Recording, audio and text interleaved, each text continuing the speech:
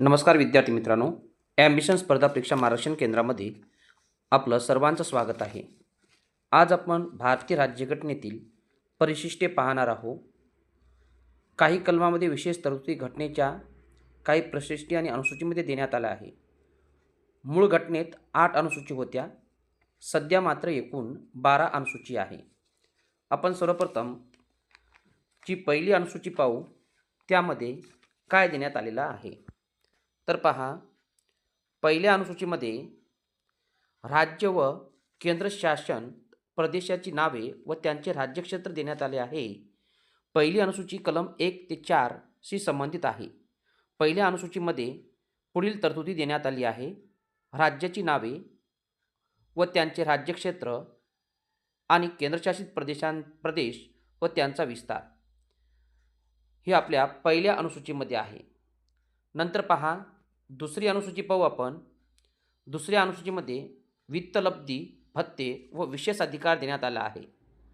तर पहा, दुसऱ्या अनुसूचीमधील पुढील व्यक्तींना देय असलेली वित्तलब्धी, भत्ते, विशेषाधिकार इत्यादीची तरतुदी आहे. यामध्ये राष्ट्रपती व राज्याचे राज्यपाल, लोकसभेचे अध्यक्ष आणि उपाध्यक्ष, राज्यसभेचे सभापती आणि उपसभापती, राज्य विधानसभेचे अध्यक्ष आणि उपाध्यक्ष, राज्य विधान परिषदेचे सभापती आणि उपसभापती, सर्वोच्च न्यायालयाचे उच्च न्यायालयाचे न्यायाधीश आणि भारताचे नियंत्रक व महालेखापरीक्षक यांची याच्यामध्ये वित्तलब्धी आणि भत्ते, विशेषाधिकार देण्यात आले आहे. आता नंतर पाहू आपण तिसरी अनुसूची. तिसऱ्या अनुसूचीमध्ये शपथ किंवा प्रतिज्ञा देण्यात आली आहे. यामध्ये केंद्रीय मंत्री, संसदीय निवडणुकीला उभे असलेले उमेदवार, संसद सदस्य, सर्वोच्च न्यायालयाचे न्यायाधीश, भारताचे नियंत्रक व महालेखापरीक्षक, राज्याचे मंत्री, राज्याच्या विधिमंडळाच्या निवडणुकीला उभे असलेले उमेदवार, राज्य विधानसभेचे सदस्य आणि उच्च न्यायालयाचे न्यायाधीश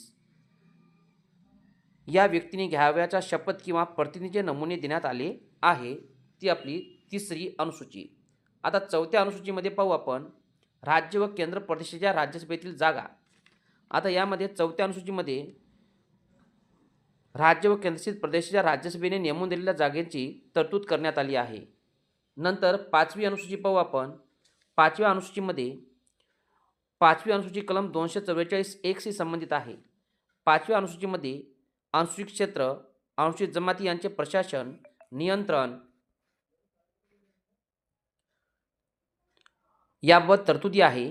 या तरतुदी आसाम, मेघालय, त्रिपुरा, मिझोराम ही राज्य वगळता उर्वरित राज्यामधील अनुसूचित क्षेत्रे म्हणून घोषित केलेल्या प्रदेशांना लागू आहे.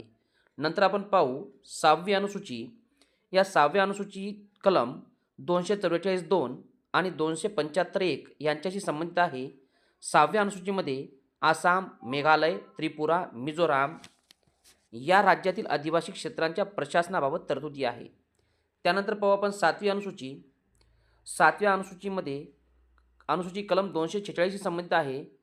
यामध्ये संघसूची, राज्यसूची आणि समवर्ती सूची देण्यात आली आहे. नंतर आपण आठवी अनुसूची पाहू.